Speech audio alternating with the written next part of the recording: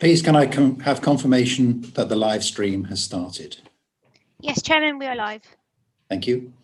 Before we formally start the meeting, I will go to each councillor present in turn and confirm that they can be heard and hear.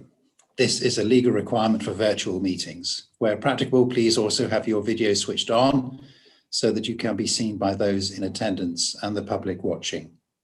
I begin with Cabinet members. First of all, Councillor Felicity Chowns. Felicity Chowns. No. Felicity Norman. I think it's me you want, and I can hear and see you, Leader. Thank you. It should be Ellie Norman now, but no. Ellie Chowns. Yes, Leader, I can hear and see you. Pauline Crockett. Thank you, Leader. Yes, Councillor Pauline Crockett can hear and see you. That's excellent. Thank you. Councillor Gemma Davis. Yes, afternoon, Leader. I can see and hear you. Councillor John Harrington. Now, Councillor Harrington, I did see you earlier. Sorry, Leader. Yes, I can see and hear you. I just issues with connection. I think it's okay now. Councillor Liz Harvey.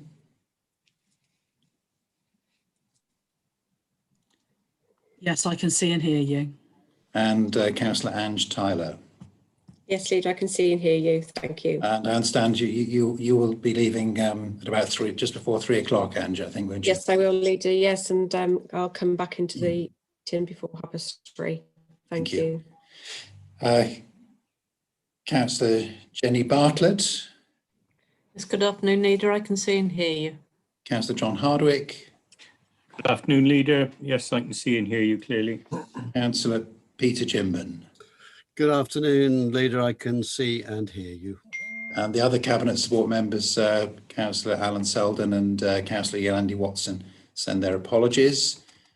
Group leaders, Councillor Terry James, but I think he has sent his apologies. Yes, Leader, he sent his apologies. Thank you. Councillor Jonathan Lester. Yes, apologies. I can see you all and hear you all. I have a problem with my video camera. It's not a software issue, it's a hardware issue. So until I get a new laptop, I'm afraid you're just going to have to hear my voice. I'm doing a radio version today, I'm afraid. Right. Thank you. Councillor Bob Matthews. Yeah, I can see and hear you, Leader. Thank you. Councillor Trish Marsh. Councillor Trish Marsh. Yes, and Leader, I can see and hear you. Thank you. Thank you. Councillor Carol Gandy. Yes, Leader, I can see and hear you. As Scrutiny Chair, and Scrutiny Chair again, Councillor Alyssa Hurst. Good afternoon, Leader. Yes, I can see and hear you. Hopefully I haven't missed anybody. We also have a number of officers attending who will be introduced as they're called upon. Thank you. I'll now formally open the meeting. And I'll just begin, if I may, with a bit of information obviously coming out today. We have heard that this morning the government has announced that Herefordshire will return to Tier 1 from Saturday. I want to thank the residents of Herefordshire for their efforts and sometimes difficult decisions they've had to make to help reduce transmission of this deadly virus, all of which has had the effect of keeping infection levels low. Please remember that the virus is still in our community and infection rates can accelerate very quickly if people relax their behaviour. And I do hope that this relaxation to Tier 1 will not see a huge relaxation in behaviour. We all need to be careful about what we do. So while we have more freedoms under the regulations from Saturday, with the rule of 6 applying both indoors and outdoors, pubs reopening and overnight stays being allowed, it is so important that everyone remains committed to going that extra mile to ensure that COVID-19 rates are kept as low as possible. And most importantly, that we protect our loved ones. Wherever possible, I urge everyone not to relax their behaviour, but instead to remain diligent. We still have a long way to go in the fight against this virus.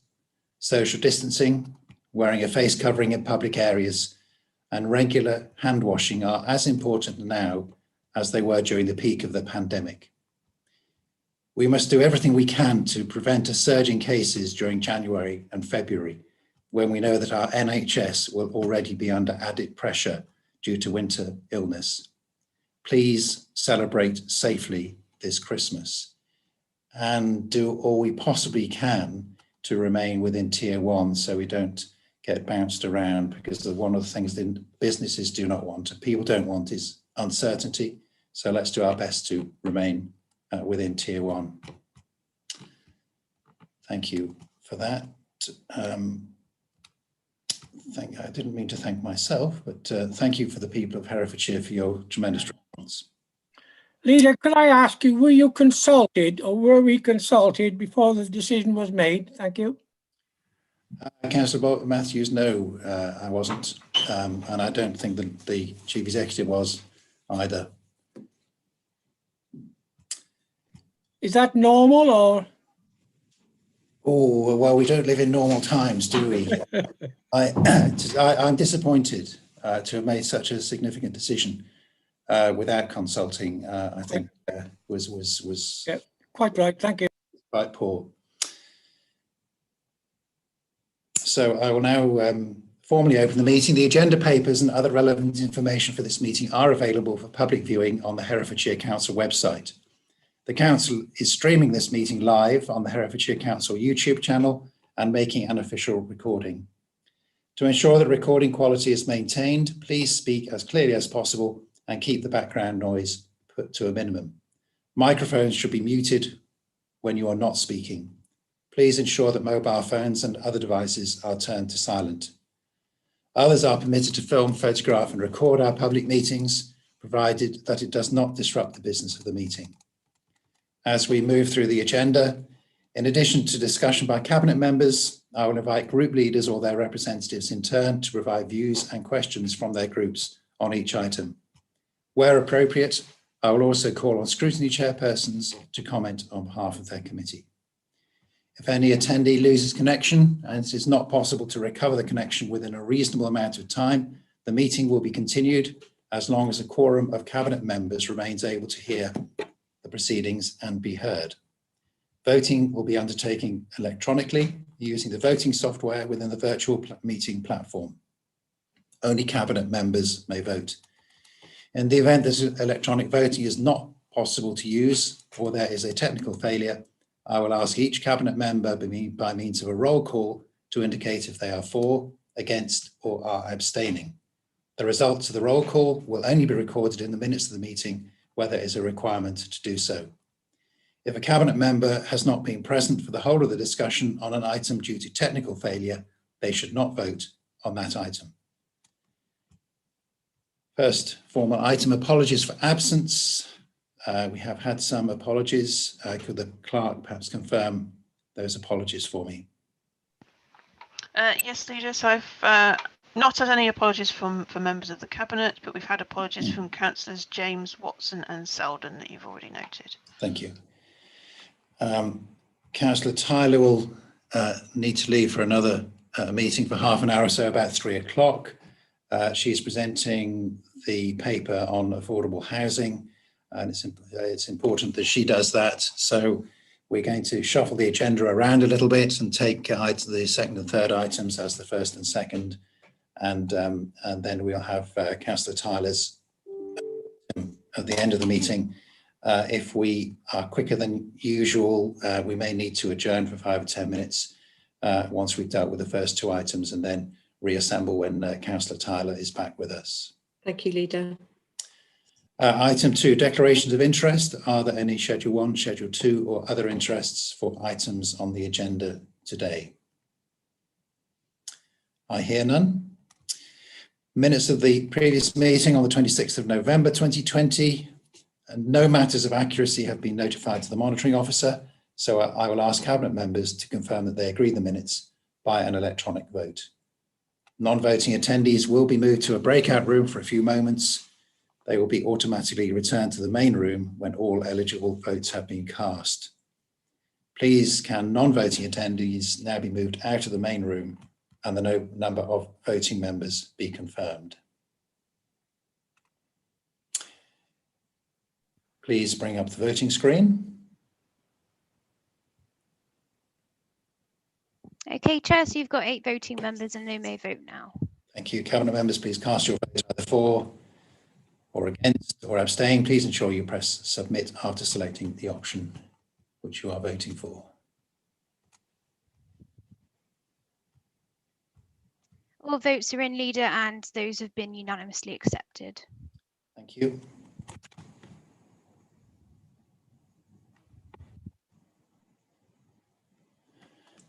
You'll bring everybody back now.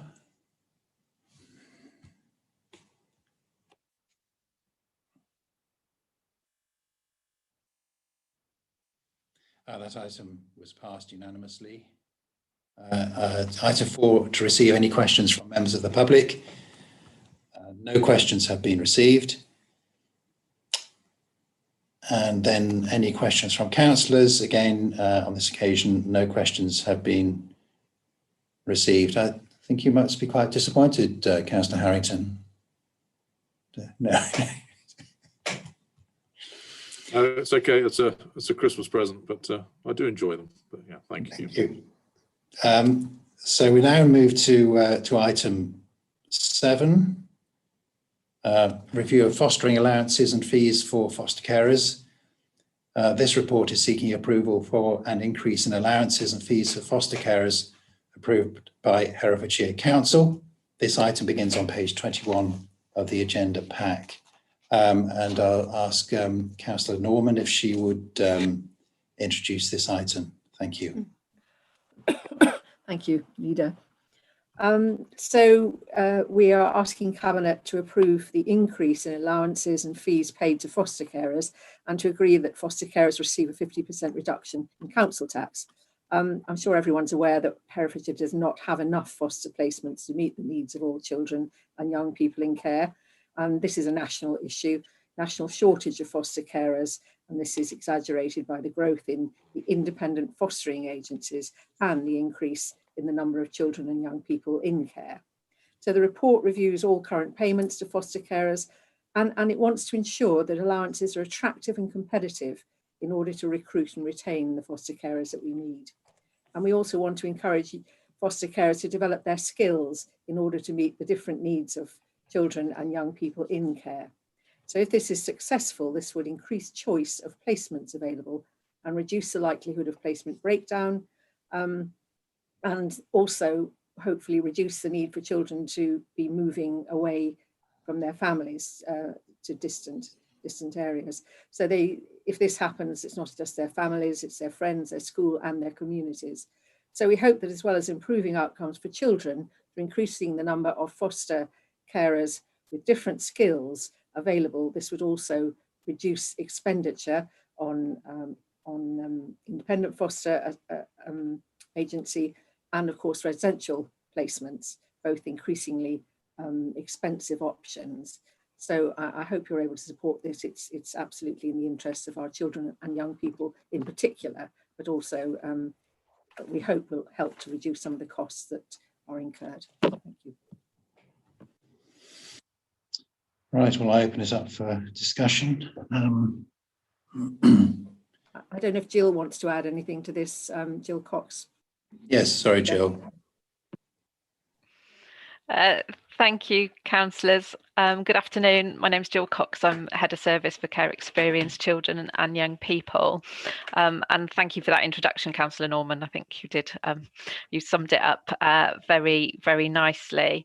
I think fostering, as councillors know, operates within a competitive market. So not only with potentially with other local authorities, but really with the independent sector.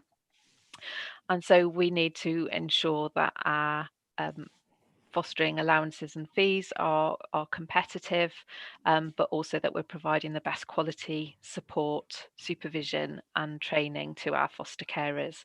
So the financial support element is one element of what we do to support our foster carers. As Councillor Norman has said, we don't have enough foster carers at the moment. And this the proposed changes this afternoon, we hope will encourage increased recruitment and retention of our foster carers. We've done a full review of fees and allowances, there's two aspects to the financial support that we provide to foster carers. Allowances cover the day-to-day care of caring for a child, and those are reviewed annually, and are the minimum standards are set by the Department for Education. The fee element is not mandatorily required. However, it is common practice amongst all local authorities, and it's an element of reward for foster carers for the work that they do. In Herefordshire, that element of our financial support hasn't been reviewed for some years, and it's evident from the review that we've done that we have fallen behind our neighbouring authorities. So we've completed a review looking at what neighbouring local authorities pay, and it was evident from that we had fallen behind in both aspects. So this review is aiming to address that, and also aiming to put in place conditions that mean that we won't get behind again. So the proposal is that the ability to review and increase fees is delegated to the Director of Children and Families, so that those can be reviewed on an annual basis. The proposal to include a significant discount for council tax is one way that the council can differentiate itself from the independent sector. That's not something that's within their gift, and it's one aspect that will particularly attract, we hope, potential foster carers to choose to foster for the council rather than the independent sector. So I'm happy to take questions or comments. Thank you. Okay, so Councillor Chowns. Thank you, Jill. Thank you, Councillor Norman. I'm fully supportive of this. I feel that increasing the fees in this way, is a great recognition of the amazing work that our foster carers do. And I really hope that it will encourage more people to consider becoming and then remain foster carers for us, because it's such an important function. And want to thank all of the people who currently do that work. I'd just like to suggest that we consider amending recommendation D to increase the council tax exemption to 100%, because I think that would be kind of consistent with recognising the value of what foster carers do. I'd really love us to do that collectively. Thanks. Okay, interested to hear other people's views on that. Councillor Crockett. Thank you, Leader. Councillor Chowns, I would second your proposal. So I'm fully on board with this project today. A question for Jill Cox, really. Following the recent campaign to recruit more foster carers, can you tell me what effect it's had, and if we've had any more come forward? And also, how many children do we have that are looking for foster carers at the moment? Thank you. So the efforts to recruit foster carers continue. That will always be the case. So we are constantly working on that. We have seen through this year continuing to get the kind of same levels of applications that we've had previously. I don't have the figures right to hand at the moment in terms of how many applications we've had so far this year, but I think it's around the mark of about 15-ish, and those are for general carers. We've also had an increase in the kinship carers, so that is seeing a growth. In terms of our general carers, we're basically standing still, I think it's fair to say. So although we've kind of maintained similar levels of applications to previous years, we're not really seeing a growth there, and that's something that I'm working on with colleagues to look at what further we can do to potentially bring in additional expertise around marketing. So we're exploring the different options around that, and there may be some new proposals in the new year around how we take that forward. in terms of the number of children that we're looking for placements, so all our children are in placements. Clearly, we have that responsibility. We have seen, particularly in the last few months, a growth in the number of children being placed in residential care. And sadly, that's been because we couldn't find foster placements for them, not because we necessarily thought that their needs were best met within residential care. So as of today, I believe there are 23 children in residential care where we think their needs would be best met within a foster family. So we are working very hard to turn that around and to find fostering families. We have added to the support to our HIPS scheme, which is our intensive placement support scheme, offering additional financial support and wraparound support. So that includes out of hours support to foster carers who are willing to offer a placement to a child in residential and to move into family home.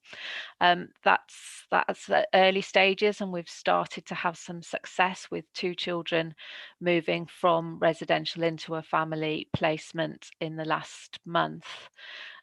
So we're continuing on that work into next year, but it is a very challenging situation. COVID has made some of that more difficult, but you know, the pressures on the system existed before COVID and undoubtedly will exist after as well. Thank you. Just to say that I do think as a corporate parent, our priorities is to ensure that the children of the county do get stability, support and guidance at this difficult time in their lives. Thank you. Thank you, Pauline. Councillor Davis. Thank you. Yeah, as somebody that's seriously considered fostering and is still considering fostering, it's been a bit strange reading through all the papers and seeing about the different types of fostering you can do, etc. And certainly from just on my kind of journey with it, the fact that if you've got a career, if you're working, if you're trying to do something, if your life's very full, it prohibits you from doing other types of fostering. And that's where I see this payment kicking in. I actually see it as enabling other people who perhaps have a career but think I could cut down to half time, I could go off into a different direction, and that's what this will allow. So I'm really happy that it's coming forward, because I think it will open up that net for other people to come forward. I genuinely do. I have seen it as a barrier, certainly from other people that I've spoken to around that. And it's always difficult, isn't it, when you talk about payments and money when you're talking about children, but it's a real fact that actually to be the best foster carer, you do have to give up a lot and promise a lot to these children to give them the very best start in life. So I'm really pleased and really happy to support it. I'm also very happy to support Councillor Chowns' amendment to that for the 100% for council tax discounts. But I've got 2 questions. The first one is, seeing as this is our opportunity to talk about fostering, what kind of holistic support do we have for our foster carers, so that if anybody is considering it, that they can see what we do offer? And the second one is around about, do we speak to people who potentially have come forward as foster carers and say, actually, no, I don't think I can do it, or to our current foster carers who leave, or the ones that are currently doing it, to ask them, what are your real barriers with regards to this? What do you think we could do to improve it? And how could we have encouraged you to carry on that journey, so that it's something that we can learn from? So just those 2 questions. Thank you. Thank you. So in terms of holistic support, there's a whole range of things. So every approved social worker has their own allocated social worker, and so that is for them as a foster carer. So any child in their care will have their own social worker. Those are separate people. All of our foster carers are offered regular respite. Some choose to take that up, and some choose to that they don't want the child to have that experience, and there's a whole range of issues there, but we offer that regular respite. We have support groups, so those are facilitated by our fostering team, but also kind of run by the foster carers themselves, so that they have that mutual peer support. We have a really quite a well-developed training programme. And there was some additional investment put into that around this time last year. So fortunately, that included investment in online training. So we have a really quite comprehensive online resource of training, but that's supported by, in usual times, face-to-face training, but at these times, through group and Zoom training. We provide membership to the fostering network for all of our foster carers, so that provides them with access to resources, to specialist support, particularly if they are if there's an allegation made against them, so they get support in that way. Our HIP service that I mentioned earlier, our therapeutic fostering service, which has a psychologist, they provide weekly fostering clinics that foster carers can book into to have advice and support. They also provide some quite detailed training on attachment to support those foster carers that would benefit from it. I'm sure I'm missing many other things, but we are constantly looking at what more we can do to support our foster carers. In terms of your question around barriers, we are always in conversation with our foster carers about what more we can do to support them, and for those that do choose to leave, what the reasons around that are. And obviously, if we can do something to prevent that, then we do. All of our foster carers have an annual review. As part of that annual review, they obviously are invited to contribute their own views and experiences. Those are reviewed by or they're available to our fostering panel, and they come to me as the agency decision maker. We have a foster carer representative group who the fostering team managers meet with on a monthly basis, and we have foster carers on our corporate parenting panel who are also able to feed back issues from a fostering perspective to that group. So there are a whole range of mechanisms where we get feedback, and clearly always want to listen really to what our carers tell us and address that. So can I ask the question? So I'm sorry if it's NHS type speak for me. So I'm used to the King's Fund and them highlighting that in order to keep people, it's not about pay. It's pay's a part of it, but actually the wider sense is feeling part of an organisation, being having that whole package really. So is our issue in Herefordshire retention, recruitment, or both? That's difficult. I think mainly recruitment. We do lose some foster carers, and every year we do lose some foster carers to independent fostering agencies. That number is pretty low, and I think that's also the pattern across other local authorities. We also attract some foster carers from independent fostering agencies who choose to join us. So I think it is part of the fostering market really, that there is some movement between services. I don't want to sound complacent around that, because I think we're always kind of challenging ourselves, and if we get a carer who does want to move to an agency, we always really want to understand their reasons and what we can learn from that.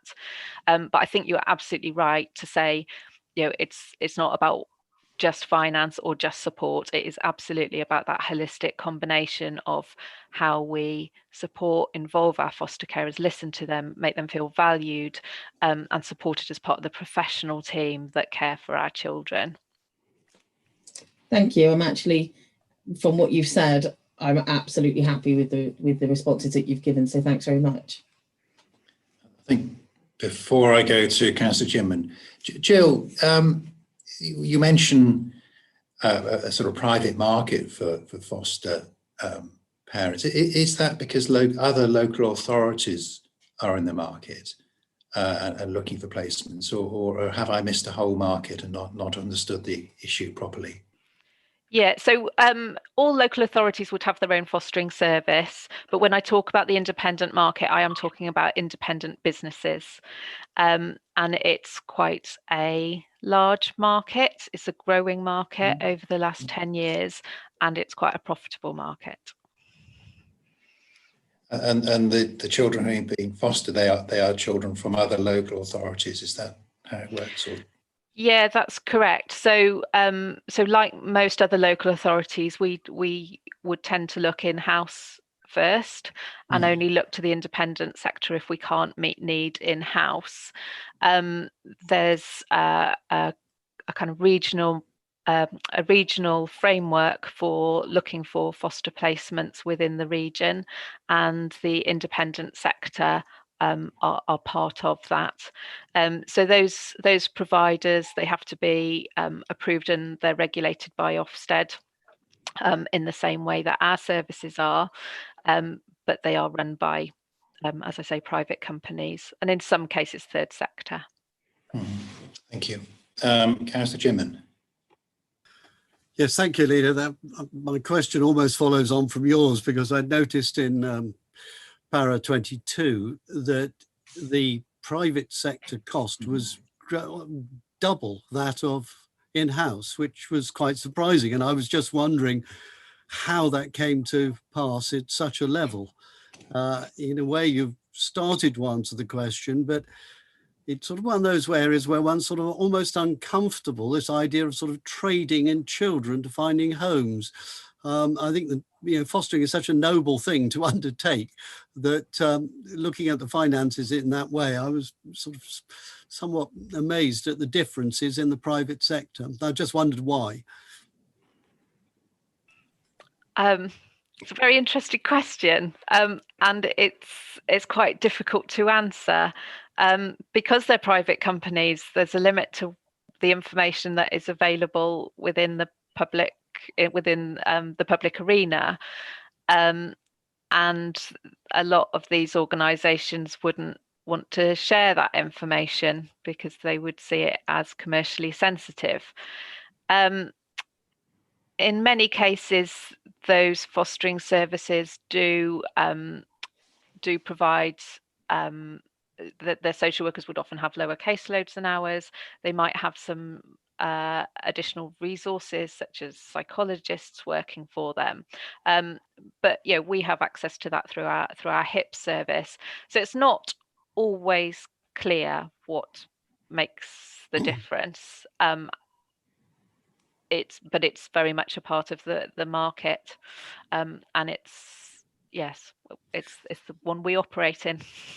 Following on from that, then, are you saying that once they're into the private fostering service, we no longer have any responsibility? It is a total handover, is it, to them?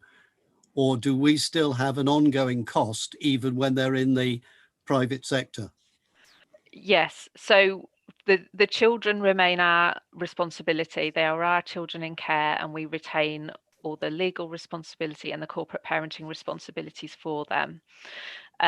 We are responsible for meeting the costs of those placements, and so all of the legal responsibilities really sit with us. The quality of the foster placement and the regulation to run the service as is required by law sits with the fostering agency, but we need to ensure that they are doing what they need to as well to make sure that the child that we've placed is safe and receiving the quality of care that we would expect. Thank you. I note also that in the environmental section in there, you make the point, which is a very interesting one, that you still have a duty to follow up with the foster child wherever they are. And in the further section on equality, you talk about the need to actually find more foster homes for Roma children. And I was just sort of wondering how those two things coming together, does that mean that our staff have to quite literally wander around the country wherever there might be in order to keep the responsible, the contact. Yes. So wherever the child or young person is, we are still visiting those child to the in the same regularity as children placed in Herefordshire, the looked after reviews, the education meetings, the health meetings, all of those things that we have responsibilities for, we have to do in the same way, whether they live in Herefordshire or at the other end of the country. So so for all the reasons that we wish that children to remain local so that they are close to their family, their friends, their school, and the continuity they need, it's also a really much more effective use of our staff resources and time if children are placed locally. Thank you. Thank you, Jill. Councillor Harvey. Yes, thank you. Jill, well, following on from the answer that you've just given, I note the rationale for us making the proposed increases to the maintenance in paragraph 7 of the report. But I'm just wondering how that rationale stacks up when you list all of the benefits that come from encouraging foster carers to be close to Herefordshire, both in terms of the outcomes for the children placed close by their families and their school and friends and everything, and also the efficiencies in terms of maintaining close contact from our own operational point of view. Why have we decided to pitch these allowances at the average of our neighbouring local authorities? And when you look at how the payments then result in our ranking in terms of the payments made for different age groups, we're actually sort of going down the ranking as the age group, the age of the age group increases, when maybe teenagers are, a tough placement and an opportunity, the last opportunity that we have as corporate parents to really try and make a difference to those young people at the toughest, one of the toughest points in their development. And parents of teenage children know how this, it's not just a storm of hormones, it's all the stuff that's going on in their heads and with their relationships, and there's a lot going on. And to have a stable foster placement close by would bring all of those benefits. I just wonder why we've pitched for the average and why we're ending up, going down the league table right at the point where, maybe there's a rationale for us saying, do you know what, for all sorts of reasons, we'd want to be actually at the number one up there and making it a really easy choice for keeping people with us rather than private agencies, and encouraging people to join that family of foster carers caring for Herefordshire children in Herefordshire. Thank you. It's a really good question, and you're right, there's a debate about that. So the rationale is that it would be incredibly difficult for us to compete with the independent market purely on a financial basis. The expectation is that even if we don't know what independent sector pay their carers, we can make educated guesses about that. If we went on and tried to compete with that, the expectation is that the markets, they would just further increase their allowances. And so we would very quickly fall behind again and potentially drive the markets, the costs of this market even higher. So the rationale is really to say that we need to fit in with the average of local authority payments, and really look at how else we can attract carers, going back to that kind of holistic approach of making sure that the quality of the support, training that we can provide is what differentiates us, but that the financial package is good enough and attractive enough that it makes fostering really viable for potential carers and doesn't put them off. But you're right that there's a debate around that. But it was, yeah, so the rationale for being average was to keep ourselves in with that, in that ballpark, really. Okay, I mean, I wasn't suggesting that we compete with the private market, because clearly not all of the money that they charge us is passed on to their foster families. But if we're aiming to be average in the local authority market, it means we're halfway. We're only in the middle there somewhere, and there are others local to us that are offering more. And I just wonder, if how many children we would end up having to place in commercial placements before, or rather how many we wouldn't before we broke even on that sort of a payment strategy. I'm just asking from with my finance hat on, whether it sort of stacks up when you look at the financials plus the outcomes for the children concerned.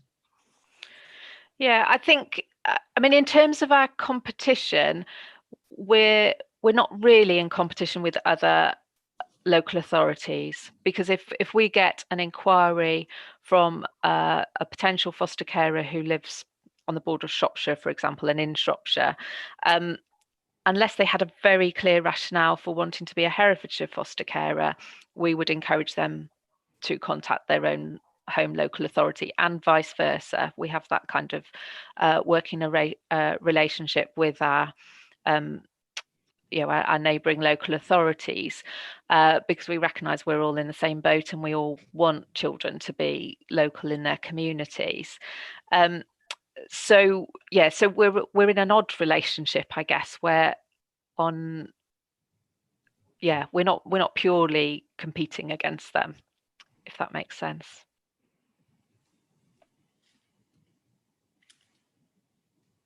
Councillor Norman. Thank you. And yes, it's an interesting discussion, which I think will probably continue. And as we've heard, this will be reviewed on a regular basis. But I think we've also understood that it isn't just about the money.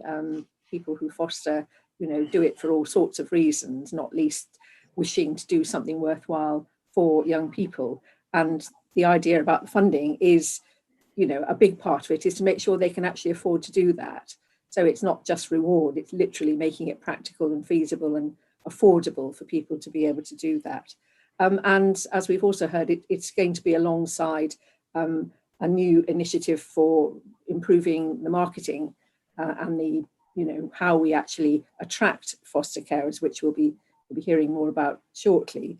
So it's a sort of combined approach. So I hope we're getting that balance right. So really, thank you for hopefully supporting this, and certainly thank you for the proposal that we increase the to 100% the reduction in council tax. That's really encouraging and really good to hear. And also just to echo Councillor Chownes's, wider thank you to people who actually do step forward to be foster carers. They are fantastic, and we really value them and hope more will join us. Thank you. Thank you. I'll go on to the group leaders in a moment. But Joe, just one final observation on paragraph 22, where it refers to, if we meet our targets, the saving could be £1.5 million a year. I mean, that is a huge amount of money, and I'm delighted that it's potentially so significant. So it's part of the plan is to spend to save. This is exactly what we should be doing. So I'm just wondering how we monitor that. to see how it's doing. And I suppose the sort of oblique question a little bit is, what other opportunities are there around the place that are waiting for an investment like this? If we had a couple of these, it would make our finances so much better. So maybe that's anyway, I've asked it, so I don't know what your reaction to that is, Jill. So certainly in terms of monitoring, we have the placement sufficiency strategy, and that is regularly reviewed on, I think it's a 6-monthly basis, but at least annually. So through that review, progress in terms of having sufficient in-house foster placements is monitored, and the various actions that we have to try and improve our performance in relation to that is monitored. So there is quite regular scrutiny. Obviously, the impact of this has a big financial bearing, so that is also kept under very close scrutiny on at least a monthly basis. So we do monitor progress, very closely. I think in terms of what else could we do, I think that is a topic of conversation kind of constantly within our directorate and with colleagues elsewhere in the council, and we are constantly looking at what other ideas might make a difference here, and where we have some that we think we will make a difference, we'll bring them forward to yourselves where that's needed. And I guess finally, do you want to broadcast if anybody wants to become a foster carer?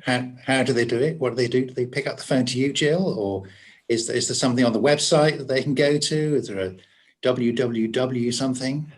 Yeah, thank you. That's a really good opportunity. Yes, if they have a look on Herefordshire Council website, they will find lots of information there, and they can make an online inquiry from there that will put them in contact with our recruitment officer. I'm not the best person to contact, but our recruitment officer, whose name is Sally Vaughan, would be very happy to talk to any prospective foster carers who just want to find out a little bit more without any commitment at all. Also regularly on Facebook and Twitter, and there's links there if people want to find out more. And it helps the children. It helps Herefordshire. It helps the community. So, yeah, thank you very much. So I go to the group leaders now. I'll start off with Councillor Matthews. Thank you, Leader. Yes, having listened to what Cabinet members and others have said, it's obvious that these people are highly valued and appreciated by this council, and that's pleasing to hear. I warmly support the increases that have been proposed, because if we don't award these people for their dedicated service, we won't get the right people. Could I ask Jill, please, recruitment of carers, has it become more difficult over recent years, or what's the situation compared to, say, 2 or 3 years ago? That's really difficult to answer. I'm not sure that it's become more difficult. I think there are all sorts of situations where people are interested in fostering, but for various reasons, it's not the right time in their lives. And Councillor Davis was giving some insight into kind of her experience and some of the things that she's been thinking about. And I think the what else is going on in people's lives, is a huge factor in what enables them to foster now.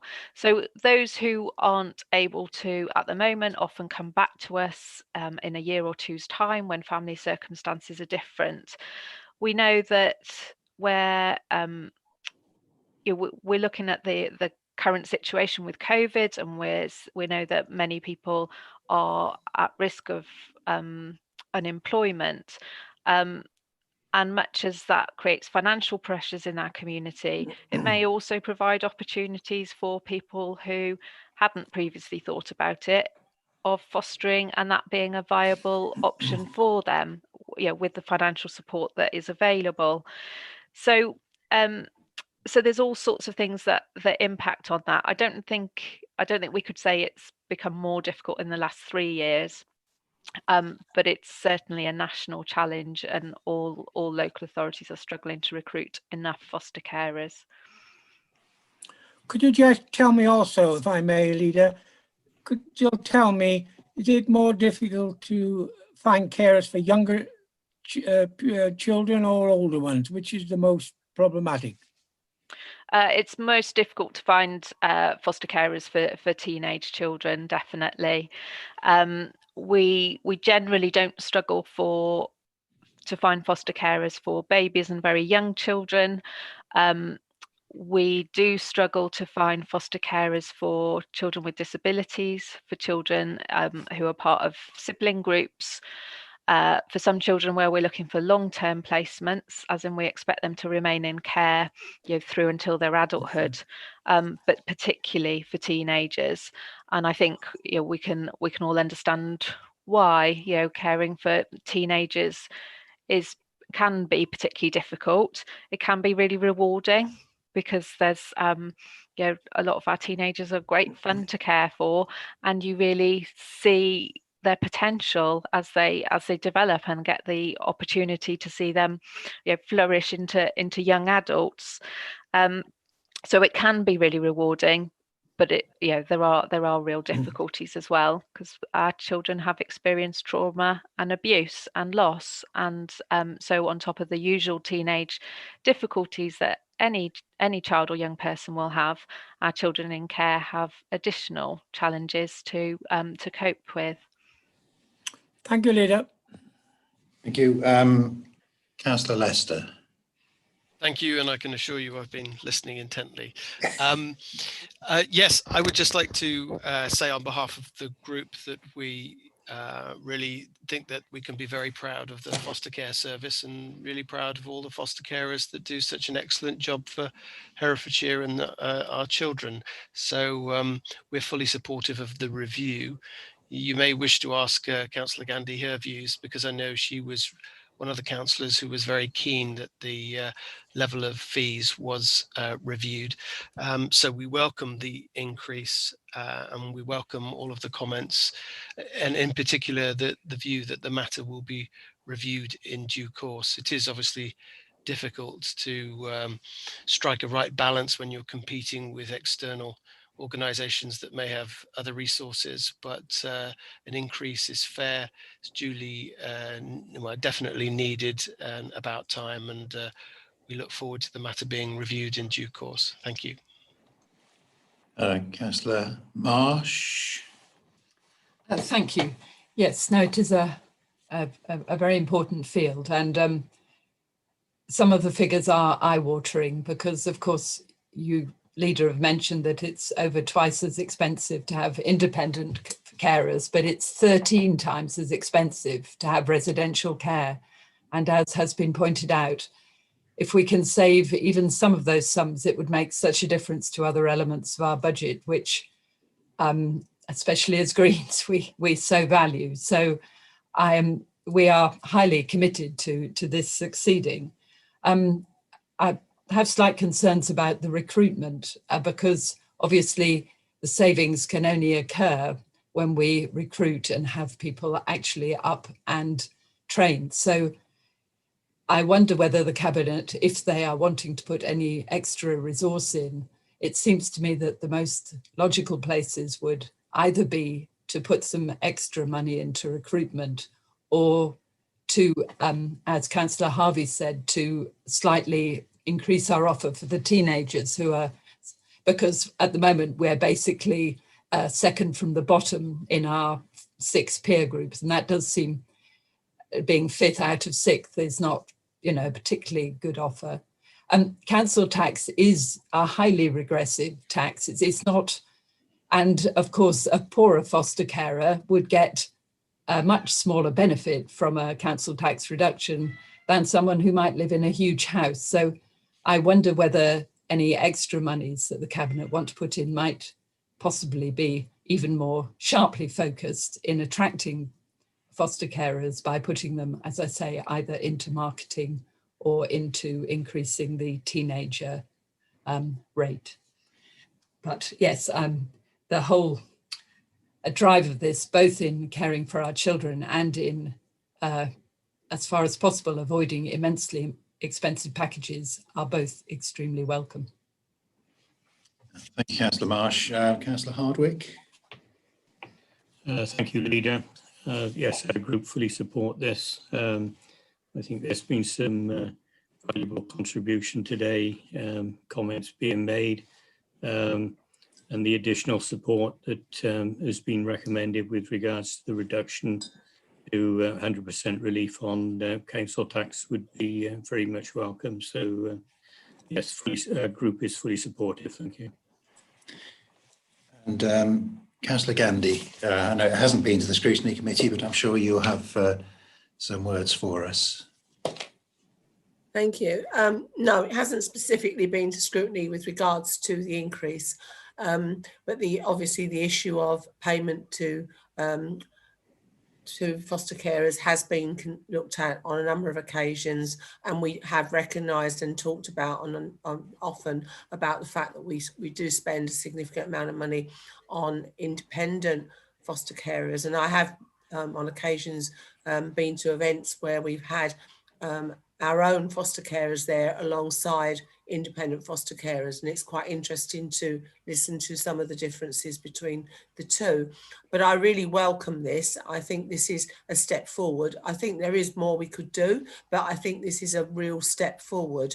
And I'm really grateful to the Cabinet for taking on my wish that we determine this before the new year. I think this is something that is long overdue, and I really welcome it. So thank you. Thank you, Councillor Gandy. I think, so then there's the one question to consider from Councillor Marsh. I don't know whether Councillor Norman, you wanted to respond to that, and perhaps Jill, any comments on that? But I've got one kind of observation on it. I understand kind of almost counterintuitively, the earlier you get children into this sort of caring environment, the more likely they are to end up coming through the system in a very positive manner. So if you leave it too late, then it's not helpful. So it's kind of strange getting somebody in care and therefore spending more money over their lifetime.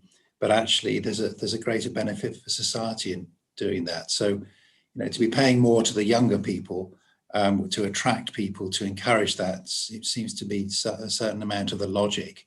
But I do appreciate that as children get older, we also need to be looking after them. I don't know. It's a very difficult route to navigate through, I think. Councillor Norman.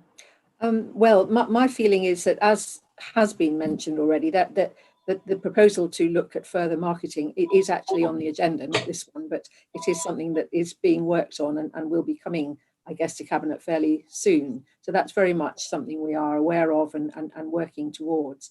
So I feel that, it sounds as if there would be support for that from the Cabinet. Whether we need to actually include anything in this, I think probably not really, but unless anyone wants to make a specific proposal, but there will be a proposal coming along. So, watch this space is really what I'd say there. Anybody else on Cabinet want to comment on that?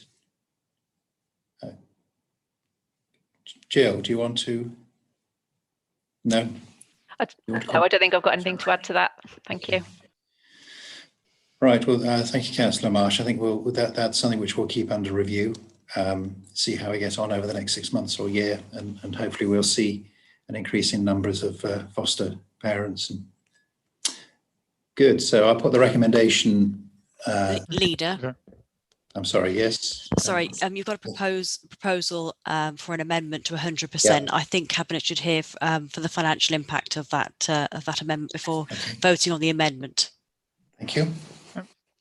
Leader, in terms of a move to 100% exemption, as the recommendation is before you, the financial impact of that will be a further £87,000 revenue pressure that the Cabinet will have to find from its budget, but I'm sure that we can build that into the budget proposals coming forward in due course.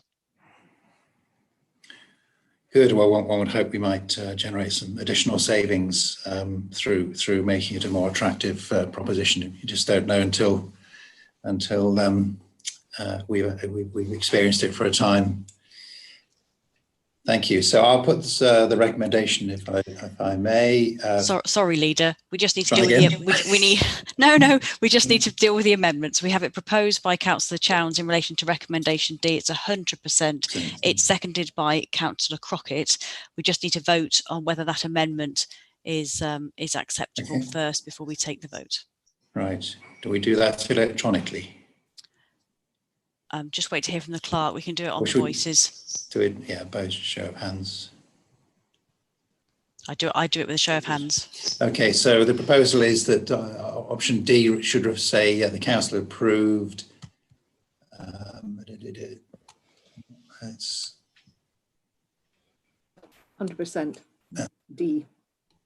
Sorry, council approved foster carers receive a 100% exemption to their council tax from 1st of April 2021. All those in favour? No. Aye. Anybody against? No. So that is carried unanimously. So I therefore put the whole motion to the vote. The recommendation A, that foster fees and allowances are increased to the amounts detailed in Appendix A from 1st of January 2021. B, the Director of Children and Families is given delegated authority to approve annual increases in fostering fees in consultation with the Cabinet Member for Children and Families and the Section 151 officer. And C, the fostering fees and allowances policy is approved and implemented from 1st of January 2021. That is Appendix B. And D, Council approves foster carers receive a 100% exemption to their council tax from 1st of April 2021. Are we going to use the voting? Yep. Yes, Chairman. I'll just move the Electronic non-voting voting? members out. Thank you. Just to confirm, we have 7 voting members on this. Ida. Thank you.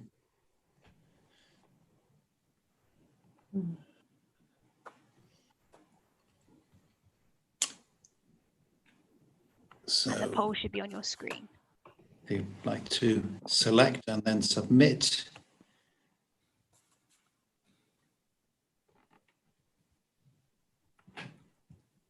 Okay, Leader, those have been unanimously approved. Thank you very much.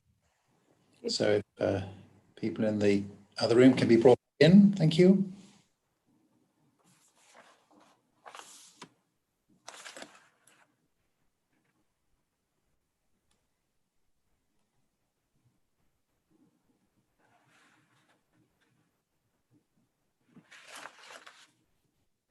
I'm pleased that was passed unanimously.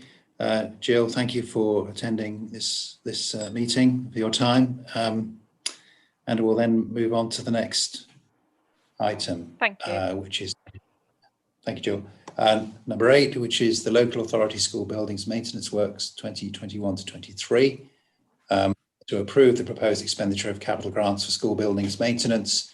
This is on page 37 of the agenda. And I'll ask the Cabinet Member for Commissioning, Procurement and Assets, jointly with the Cabinet Member for Children and Families, to introduce this item. And we have Quentin Mee joined us and Karen Knight. So thank you for your contributions. Thank you, Leader. The pandemic this year has shown more than ever how your surroundings will affect your ability to learn or work. It is therefore so important that annually we set up a maintenance schedule for our schools. The key word within that previous sentence is maintenance, and it is essential that as a local authority we ensure our works remain as planned maintenance and not remedial, as remedial costs not only cost significantly more, but also mean that our children and young people are not in the best possible conditions for learning.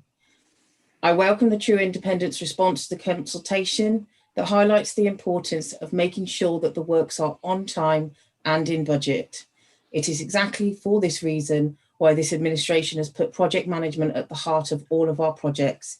We have already reaped the benefits of this with projects such as Marlborough School.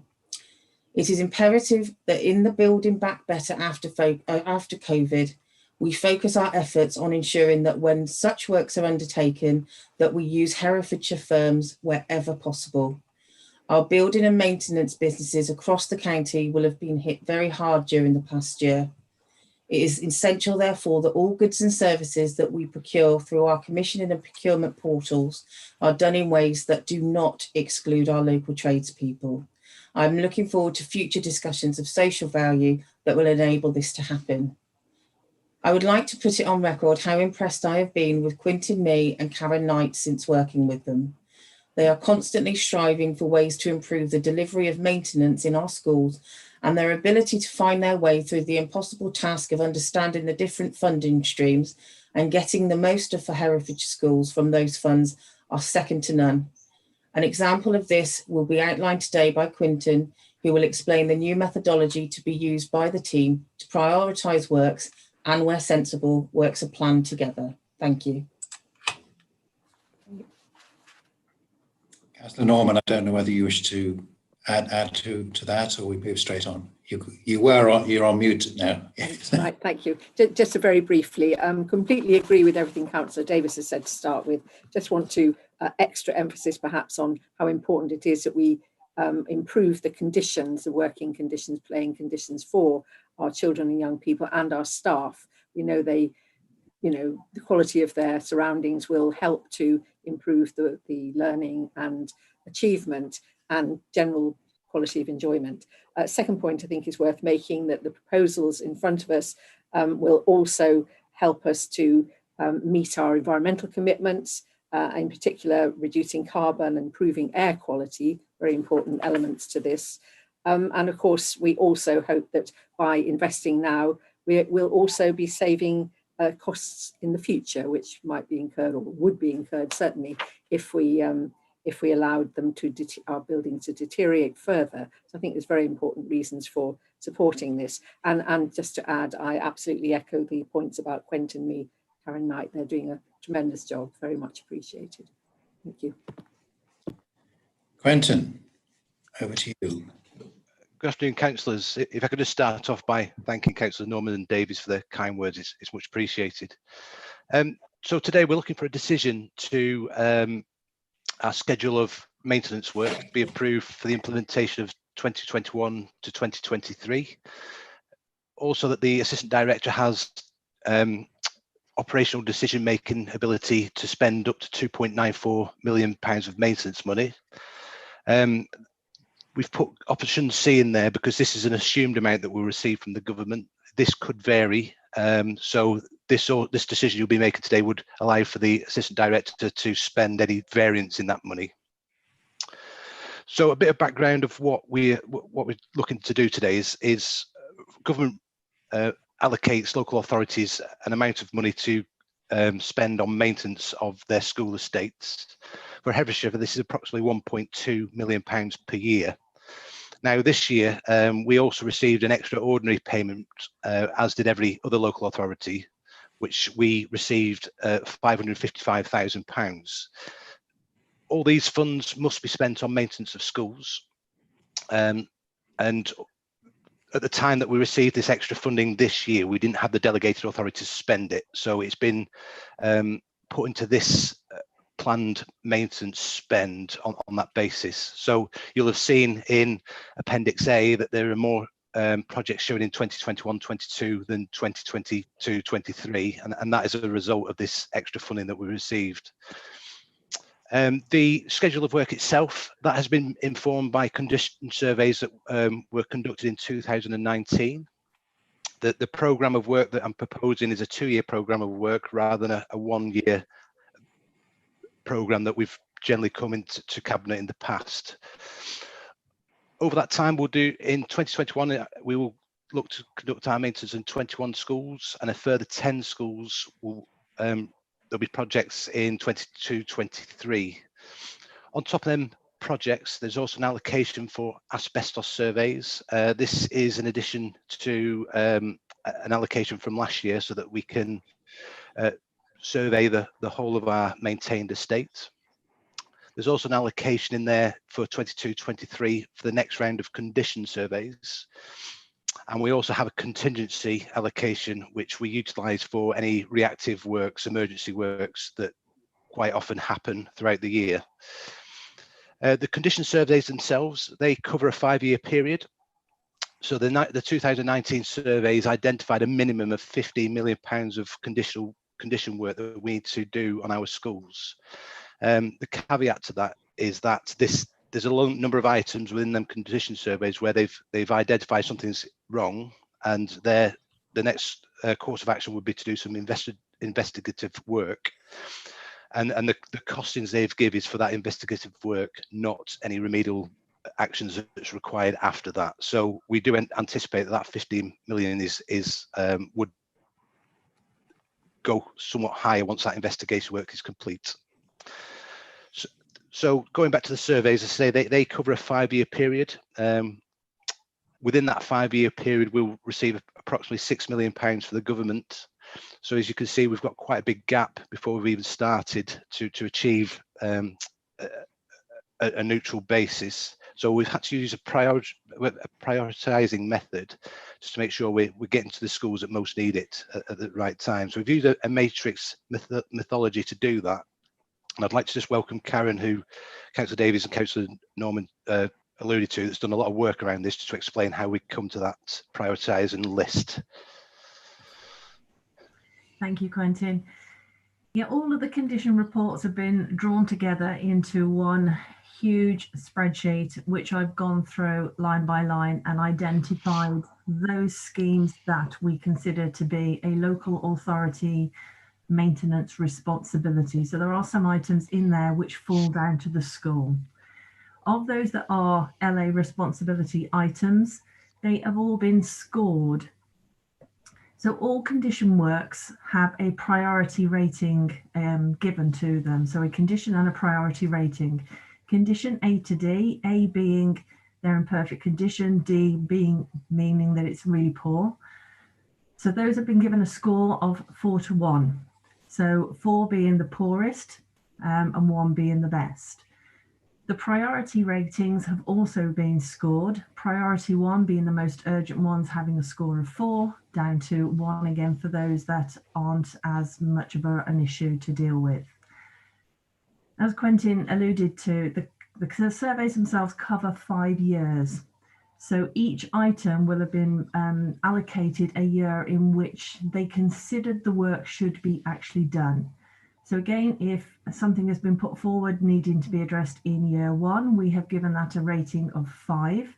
If it doesn't need to be done until year 5, it's been given a rating of 1. So you take all of those rating scores together, multiply them up, and it gives you an overall rating. So each line in the condition reports has actually been given what we class as a matrix score, which is going to help us to actually prioritise the works that are being done.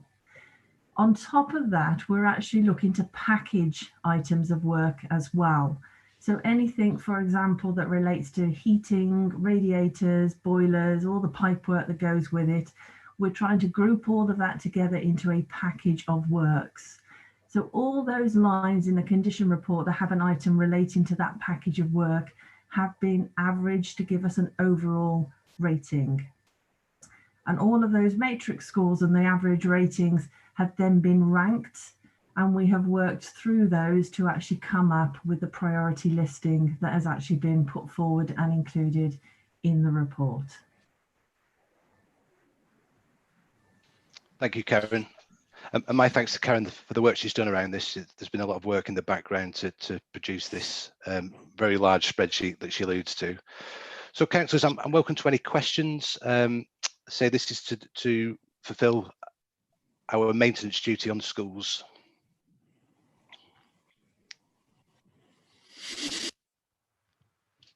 Right, so Quentin, am I right in thinking this is money that comes from central government and it's almost like goes through a pipe and comes out the other end? This isn't a case of money that the council has to spend.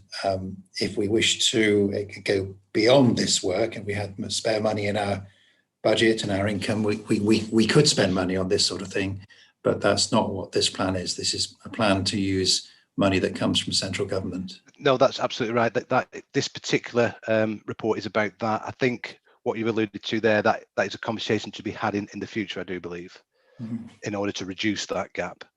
Yeah. Hey, Councillor Tyler. Yes, thank you, Leader.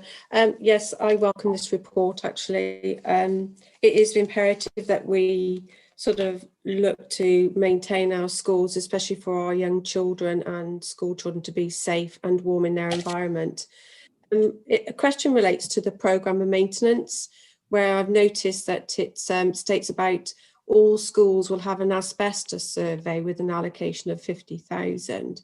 Now, from that allocation and those surveys, if it's deemed to show that there is a significant amount of asbestos in any one of our schools, what are the planned works to remove that asbestos immediately from any classroom? Because that is a harmful substance that shouldn't be in any building at the moment. So what are the contingencies to get that repaired as quickly as possible, and what funds would be allocated for that? So to answer that, Councillor, there's a tremendous amount of asbestos within our schools. We're aware of that, and what the surveys will do is to make sure we fully understand what our asbestos is looking like. Although the asbestos is there, it may not be a danger to anybody. What we want to do with the surveys is identify that could be dangerous to anybody, and any remedial work we will then look to commission thereafter. Funding to do that would be from this said maintenance pot. We would look to vary the schedule of work, because obviously if there is a danger of asbestos, that will become a priority, and therefore would reschedule our workload to look at that. And it might be that if there is significant findings, we have to come back to Cabinet with then said findings for requesting potential funding. But I think one step at a time, we have to understand our estate and be informed by that information in the first instance. Thank you, Quentin. Thank you. Councillor Jinman. Yes, thank you. On similar lines, I was thinking about the asbestos, but I was also thinking this paper is available to the public. This meeting is in public, and 3 of the schools on there have significant expenditure expected for fire alarms. I would hope that we can assure that the parents of children in those schools at the moment that the issue is already being covered, and that this is just some form of modification, even though it looks rather expensive. But I'd like to feel comfortable that these schools are covered by proper quality fire alarms at the moment. Thanks for your question, Councillor. What I would say is, if it was an emergency issue, we would deal with it in quick time. This is planned work to upgrade systems. I welcome Karen's thoughts if I need a bit more detail on that, but it's planned work rather than reactive. And so, yeah, we're just taking into account current condition. Thank you. Any other Cabinet members? I think Councillor Crockett. Yeah, thank you, Leader. Sorry, Quentin, just one thing. What are the mobiles? I don't understand that one from that proposed maintenance structure. So Mobiles are what we call a temporary building that then becomes a permanent building. But sort of our current schools capital investment strategies suggest that we no longer want to use mobile buildings as a temporary form, because they're not really fit for purpose. They're fit for a temporary time. And then what we've sort of what we've now got in is a number of these mobile units across our estate that by virtue of their being, that they need a lot of maintenance. So it's maintenance on the likes of porta cabins, etc. Thanks for the clarity. I guess, Quentin, for me, a question is one which we're often asking about making sure we're getting good value for money. We do need as much as possible to use local contractors. It's a difficult time for everybody. It's a difficult time for the council with expenses. It's a difficult time for business. They need the business. They're also, we want businesses to be profitable. There are all sorts of tensions around that. We presume you go through a procurement process, which we're supposed to with these contracts, and where appropriate, we package quite a few together, do we? Yeah, absolutely. One of the advantages of it being a grant is that we don't have to go through the procurement process through Balfour Beatty contracts or whatever is the next iteration of that. We can go through an open tender to local market only. So we do have that advantage, and it's certainly one that on our radar to do so, and to get best value for money. Yeah, that will get the attention of all local businesses involved in this kind of work, will it? As best as possible. Obviously, that there are some skill sets that might lie outside of the borders of Herefordshire, but what we do want to achieve is spending on that project and not fees that we don't need to incur if we can go to our local sources. Yeah, excellent. Good, thank you.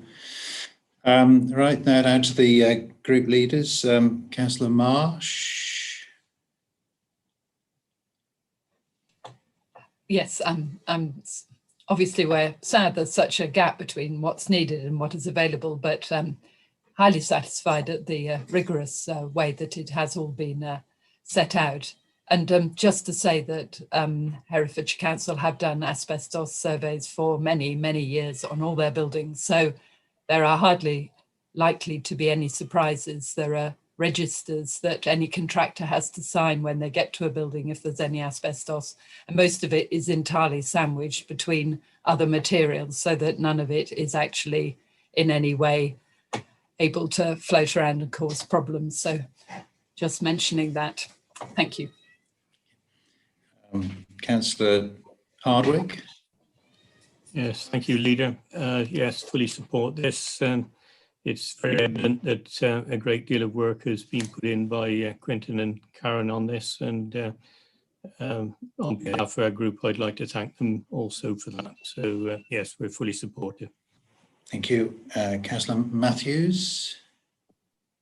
Yeah, thank you, Leader. Could I ask Clinton first of all? Clinton, none of this is allocated to academy schools. I take it they're funded by other means. Can you confirm that the case, first of all? Yeah, confirmed. That's correct. They have to go through a different process of bidding for money. Yeah, well, you know, strength to their elbow, but they seem to get far more generous support and grants than what the local education schools are getting. Is there any particular reason for that? I'm not sure how correct that actually is. There are a number of schools that do put SIF bids in the county and get nothing on a regular basis, unfortunately. If schools are, I would like to know why also, because obviously the gap that we have is massive, and we look after a lot more schools than most of the local trusts. So I agree with you, Councillor, but there's nothing I could do about that, I'm afraid. All right, thank you very much. Yes, and finally, Councillor Lester. Thank you. Yes, we welcome the investment in our schools. The point's already been made that it's essential that we make sure that our children are in up-to-date schools, and that they're as fully maintained or as maintained as they can be. It is a challenge to prioritise the works. We accept that, especially when it appears that there's a never-ending list of things to do. However, we accept there's got to be a prioritisation scheme, and thank the officers for the work on this, and we're happy to support it. Thank you. Thank you very much. Councillor Matthews raised a question about whether academy schools are perhaps being treated better. I'm not sure that we're in a position to answer that ourselves, and it would require quite a lot of research, but I don't know whether anybody has any information about that. I suspect not. No. Okay, well, if it's all right with everyone, I'll put this one to the vote.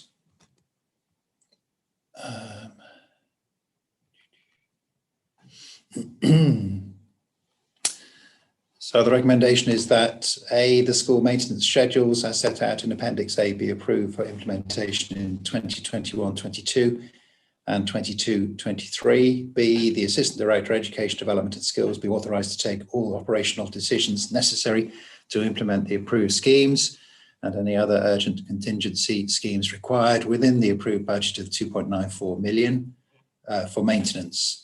And C, the Assistant Director Education Development and Skills be authorised to take all operational decisions necessary to vary the approved schemes should the amount of funding received from the Department for Education differ from that used to determine the proposed schemes.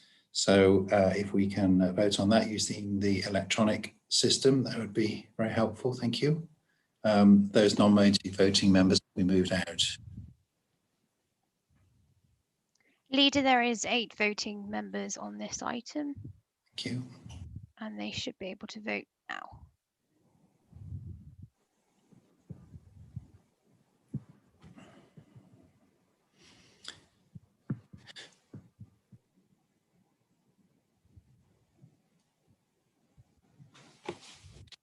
Okay, Leader, all votes are in and those have also been unanimously accepted. Thank you very much. We'll bring everybody back together.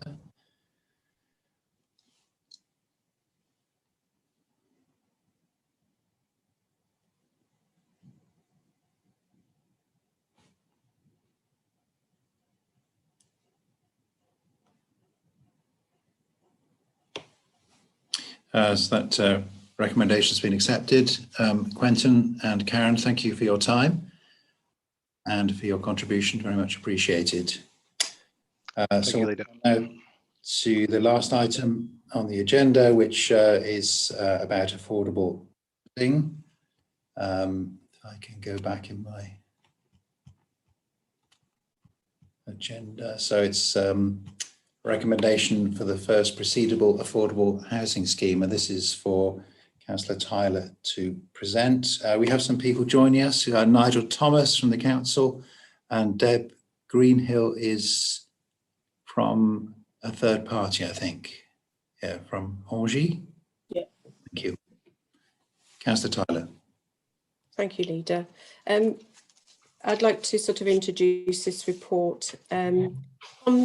I'll take Cabinet members back to November the 26th, when the Cabinet agreed to deliver up to 2,500 affordable homes in the county over the next 10 years.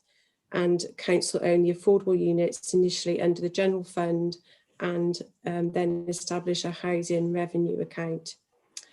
So this paper relates to point C of those recommendations, requesting NG to develop recommendation for proceedable sites to be reviewed in Cabinet in December, which is now, that's why it's before you today. The request of funding of 68k is from the DRP budget to commence on work. It is not part of the 150k allocated already, so this is independent to that. But before I continue, I'd like to seek an amendment to the wording of the recommendation. We've put down net carbon zero. I'd like to change that to read net zero carbon. So what I'm asking Cabinet today is that the recommendations ask Cabinet to approve to spend up to 68k to work up outline proposals for a net zero carbon affordable housing schemes on sites 1B, 1C, 2A, 2B station approach for further review and approval by Cabinet, which will be beginning next year. Just to give you a little bit of background info for this site at Station Approach. So NG has recently completed a master plan review of the council-owned sites in the Station Approach area of the city. During this review, it's been identified that council could deliver affordable housing and amenity space on these sites. Approximately 180 residential units, depending upon the ultimate type and style, could be provided. The site also provides an opportunity for the development of communal development, including provision of intergenerational facilities. It has also reviewed and considered the environmental impacts on the area. So this includes already looking at flooding, integration of green space, our pedestrian routes to local services, the impact of car parking and all the transport infrastructure. So what NG will do now is assess the deliverability of the site and we'll recommend to council a number of options available in terms of density of development, type of use and size of individual units, and other partners who may be interested in supporting the council, as well as a commercial review and viability assessment to identify the optimum mix of tenures that could be developed on this area, on these areas. I'd like to say that council can heavily influence and retain full control of what is ultimately built as part of this first scheme. This ensures that all council's sustainability policies and objectives can be met for the sites to be developed. The accommodation will add to the county's housing stock and will be affordable in perpetuity, allowing future households who share protected characteristics to also have access to appropriate accommodation. The council's commitment to equality and our proactive approach is to ensure the right properties are available in the right location and built to a high specification to meet household needs. The outcome will be a clear recommendation on the most appropriate form of development to be brought forward on these key council sites that will be owned and will be subject to future cabinet decisions. So I'd like to put some questions or bring in NG to add on anything else I've said now, Leader, as well. Thank you. Good afternoon, everybody. My name's Debbie Greenhill. I'm a project manager that will be leading this opportunity, if it's agreed today, from the NG side. So we're really excited to be involved in looking to deliver some net zero carbon homes for you. It's something that NG do on a regular basis. This, as the councillor commented, this site has been brought forward as it's seen to be part of the further regeneration of the area. As you're aware, there are some flooding issues there, so we do need to do some further work in regards to flood alleviation, and that will add on to the work that your officers have already done in the last year or two.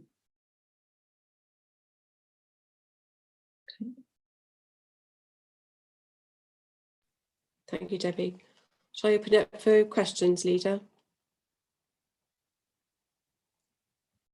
I'm muted, apologies for that. Right, any observations, questions from Cabinet members?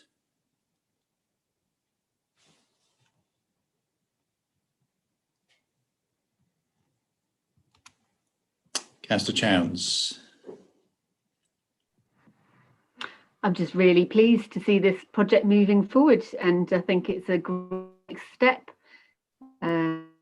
Fantastic, great thing to be doing, and not just create homes for people, but also create jobs, and you know, really help us towards the achievement of our county plan ambitions. So, fully behind it.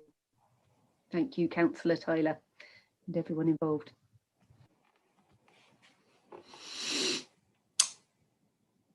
Any other questions? I'm sure there are. Councillor Davis. Yeah, so thank you to Councillor Tyler and all the officers for getting us to this point. I can't believe that it was less than a month ago that we decided to do it, and we're already at the point where we're identifying sites. That's progress, and I am absolutely over the moon that this is the last thing that we discuss this year, because what people need at the moment is hope. And I think this really does give hope to a lot of people who want to live in Herefordshire and haven't been able to. So absolutely brilliant that it's on there. You know, you've got my full support. I will be behind you all the way. So well done. Councillor Norman. Thank you, Leader. Yes, and like others, I welcome this, very, very pleased to see it. And of course, particularly pleased to see the expectations in terms of, you know, what we will achieve through this development. So reducing carbon emissions, improving air quality, access to green spaces, energy efficiency of homes, maximising on encouraging short distance trips. All those sort of things are really, really positive and very the sort of thing we can achieve in a city setting. So I'm really delighted to see this come forward, and particularly with these, you know, the aspects of it, which are, I think, what we all want to see and which align with our plan and our aspirations for the future. So really good to see it and very, very welcome. Thank you. Councillor Harvey. You're on mute at the moment.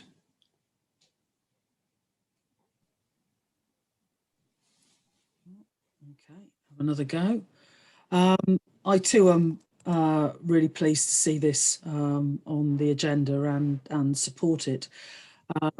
Good to see us doing development on a brownfield site first, and to be looking at the various options for bringing these 4 sites forward in the city centre, in the area of the city that has always been planned to deliver an urban village, and looking at the mix of development that could comprise the buildings here, including intergenerational living.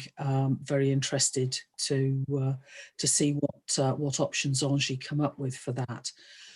I'd just like to query a bit of a clash of language in paragraphs 9 and 10 of the report. Paragraph 9 says that as the proposals are developed during this stage, the council can heavily influence and retain full control of what is ultimately built. But paragraph 10 says the proposal for the council to advance affordable housing and have at least an element of control over design. So which is it? I really hope that it's the first one, and that we can heavily influence and retain full control over what is ultimately built, including the aspects of the design, rather than just having an element of control in that regard. I think the design of the buildings are really important to us.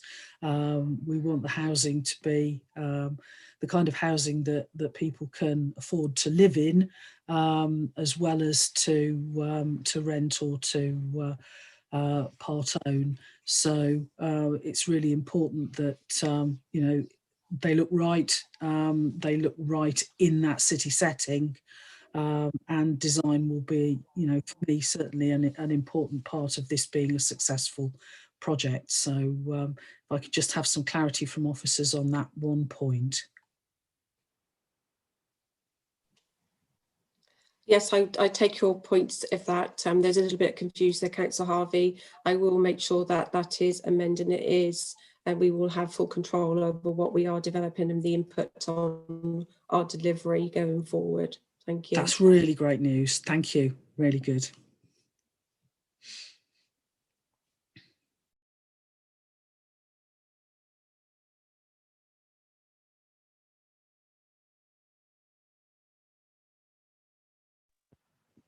Apologies, it looks like we have lost connection with the leader. Claire, do you want to advise? Yep, we can proceed with the debate unless people wish to pause. Deputy Leader, are you happy to? Oh, he's back. We lost you there, Leader. Are you back in the room? You're muted, David. I am as well. Yeah, okay, I'm back in. Sorry about that.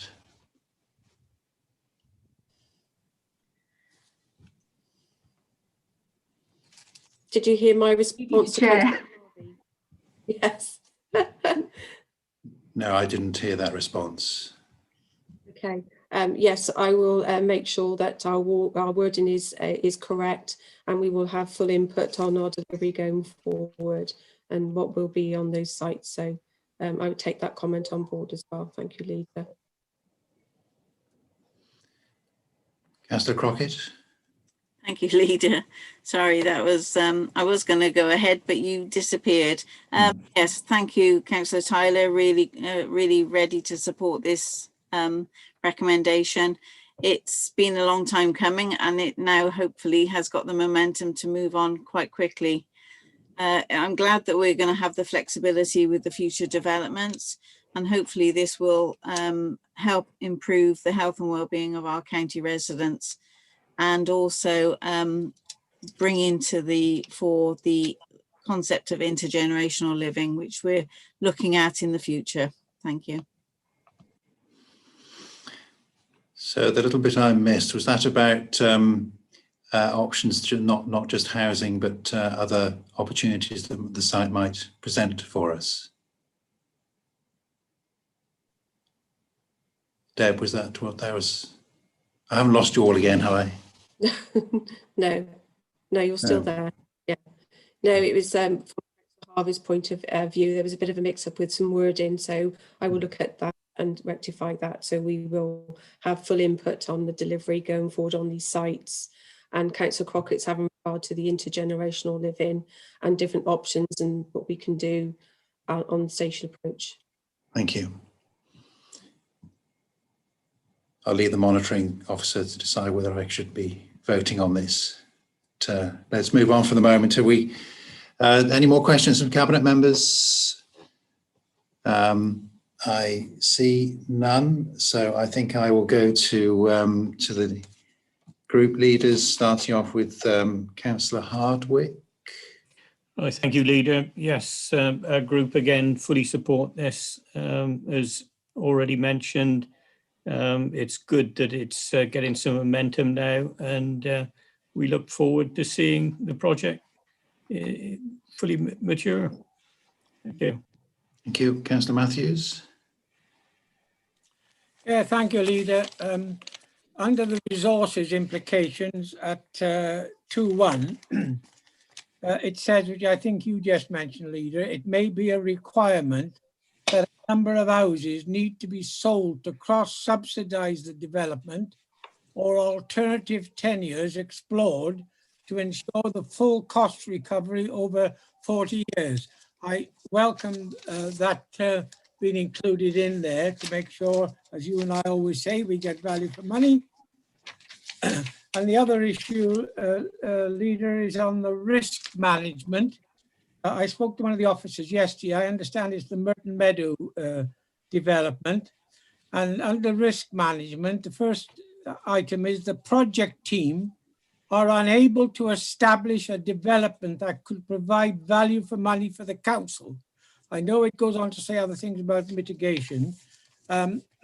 We all know that the Merton Meadow and down around there, even after 30 million being spent on a flood alleviation scheme at Credon Hill, it's still flooded very badly on 2 occasions since. So obviously there's going to be a tremendous cost to deal with that issue. And as all that's been taken into consideration when considering this scheme, I support the scheme, but I can see there's going to be quite a few problems to overcome. So has that particular issue been taken into consideration? Right, we'll deal with that in the general discussion after this this part of the session. Councillor Lester. Thank you. It's good that the Leader of the Council's back again. It's always a concern when they're missing, but I don't think you missed enough of the meeting to be excluded from the vote myself, but that's just me. We're delighted that NG is involved.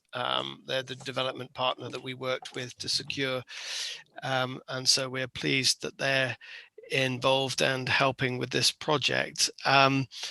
Obviously, we've expressed our concerns about whether it's the council who provides the houses or the independent sector, but the provision of houses we absolutely welcome. There's no doubt about that. And so we would support the need to develop these sites, because that was the whole master plan that we developed in the first place. That was the reason for constructing the road, to enable the infrastructure to develop not just the medical centre that's being built or the student accommodation, but lots more homes in a very central area. And that's the virtue of delivering the road infrastructure that was delivered on time and on budget. So this is an absolutely a good indication of where you need the infrastructure to enable housing development. And so we wait with interest to see what will be proposed. And it's good to see that this land will be being used for the purposes which it was always envisaged. So thank you. Thank you, Councillor Lester. Councillor Marsh, are you, Councillor Marsh, are you aware where this site is now? I know you said.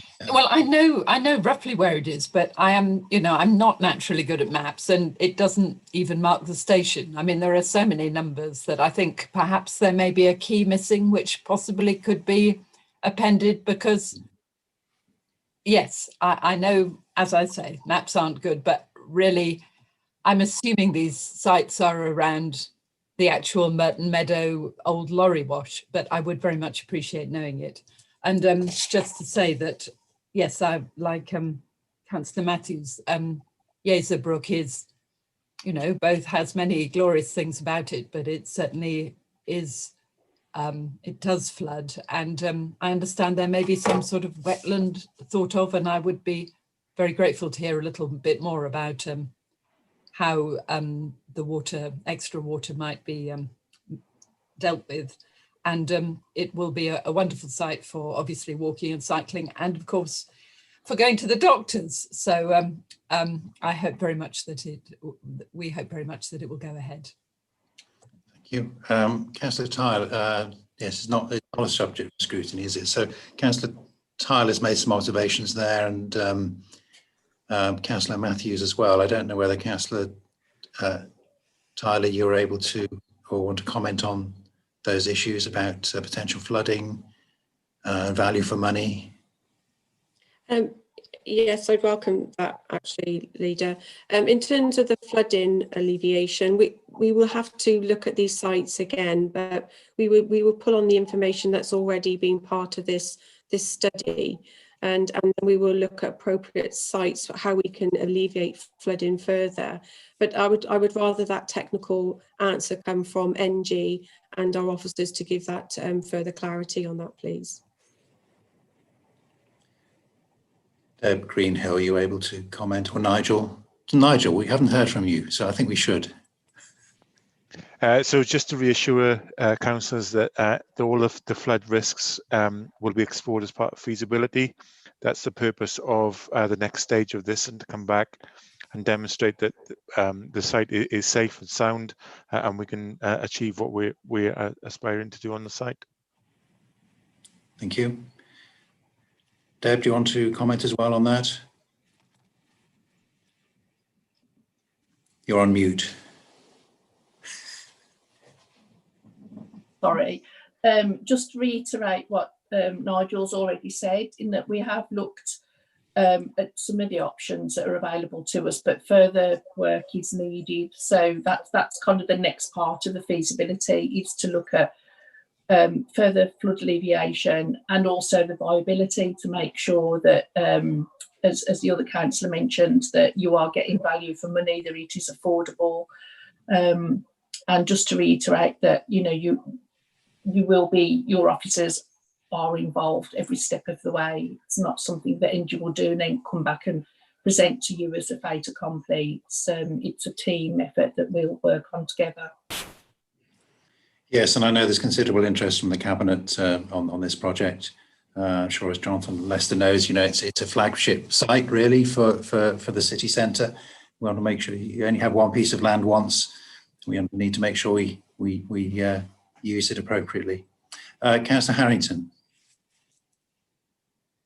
Thank you, Leader. Yeah. Just I know it's close to Christmas, and perhaps I should let it slide. But I just want to just to in response to something Councillor Lester said, it's a matter of interpretation whether or not, and that's been kind, whether or not that project was delivered on time and in budget, and it's an emerging picture. I'm happy to have further discussions with them at that some point in relation to the City Link Road. But we do certainly credit to the previous administration where they have done things well. Thank you. Right, well, I'll put this one as well to the vote. I think I'm all right to participate. Claire, yeah. Yes, there was only a clarification from Councillor Harvey's discussion, and you were only out of the room for I think less than a minute. So as long as you feel comfortable, you've heard the debate, I would suggest you're able to vote. There's just one alteration. You don't need to actually amend it. There was an alteration from Councillor Harvey, which is moving the word 0 on recommendation. Yeah. On the recommendation, Claire. Yeah, recommendation. Yeah. Is there a recommendation? Net yeah. zero. There is only one, so that's yeah. So net zero carbon. Yes. So I'll put that recommendation to the Cabinet, that the Cabinet approved to spend up to £68,000 to work up outline proposals for a net zero carbon affordable housing scheme on sites 1B, 1C, 2A and 2B station approach for further review and approval by Cabinet. So if we could have the electronic scoring system and the non-voters moved out, that would be great. Jenny, thank you. Okay, Leader, we've got 8 voting members. Thank you. If you could put the scorecard up.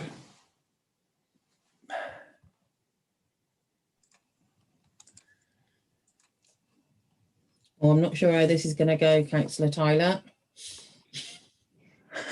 All votes are in, Leader, and those have been unanimously accepted as well. Excellent, thank you.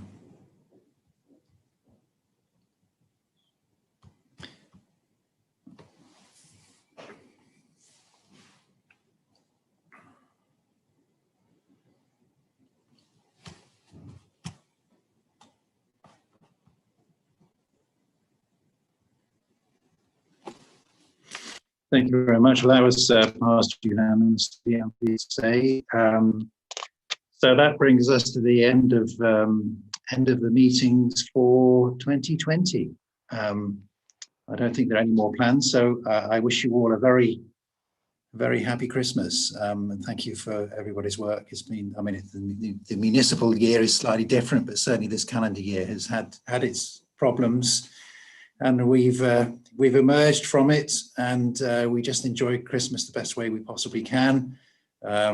Everybody's, you know, it might be some inclination to go out and celebrate that we're in tier 1, but we'd rather people didn't do that. We need to be careful, have a safe Christmas for the benefit of everybody, in the hope that we don't have this huge spike that everybody's predicting in January. It would be most fantastic news if we could resist that and come through this crisis a little bit less badly than would otherwise be the case. So I wish you good health over Christmas, and what do they do at the end of Strictly Come Dancing? What's the